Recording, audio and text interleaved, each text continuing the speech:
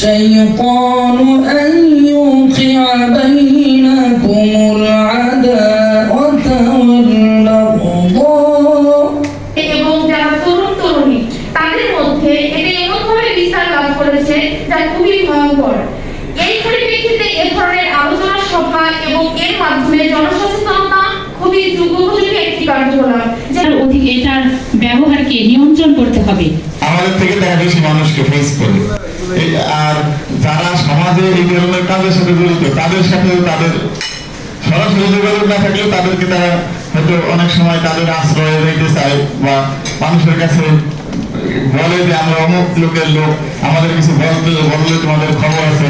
এই জন্য তাদের আমার কাছে মনে হয় যে তাদের ভূমিকাটা স্পষ্ট করে এই সমস্ত লোকদের সাহায্য করার জন্য আমাদেরকে যদি তারা সহায়তা করে তাহলে মাদক থাকবে না। আমি ঘিরে গেছিলাম তেলশ্রী দিবসে, ঘিরে গেছিলাম ঘিরের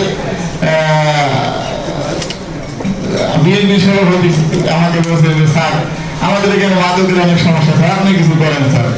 পরে আমি বললাম যে ভাই আমার থেকে আপনার কাছে বড় সমাধান, আপনি চাইবেন মাদক থাকবে না এখানে। গ্রিক ওয়ার্ড থেকে এসেছে যেটা হচ্ছে ক্যারকিনোস।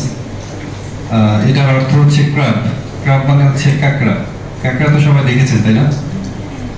কাঁকড়া কি করে? যাকে কামড় দেয় ধরে কিন্তু ছাড়ে না। আবার কাঁকড়ার আরেকটা বিষয় বৈশিষ্ট্য আছে, সেটা হচ্ছে কাঁকড়া কিন্তু যে কোনো জায়গায় যে কোনো দিকে কিন্তু দৌড়াতে পারে। হঠাৎ করে দেখবেন যে সামনে দৌড়াচ্ছে, পেছনে দৌড়াচ্ছে, ডানে বামেও দৌড়াচ্ছে। ঠিক এই বৈশিষ্ট্যগুলো নিয়ে কিন্তু ক্যান্সার বিষয়টা আসছে। ক্যান্সারটা হচ্ছে এরকম যে ক্যান্সার যার শরীরে বাসা বাঁধে ওই কাঁকড়ার মতো কিন্তু ধরে কিন্তু ছাড়ে না। ঠিক একই রকম এই ক্যান্সারটা কিন্তু শরীরে ওই কাঁকড়া যেভাবে দৌড়ায় ঠিক সেরকম কিন্তু দৌড়ায়, এক অঙ্গ থেকে আরেকটা অঙ্গে, এক অঙ্গ থেকে আরেকটা অঙ্গের মধ্যে চলে যায়। বলার উদ্দেশ্য এটাই, মাদকটা হচ্ছে আমাদের একটা ক্যান্সার।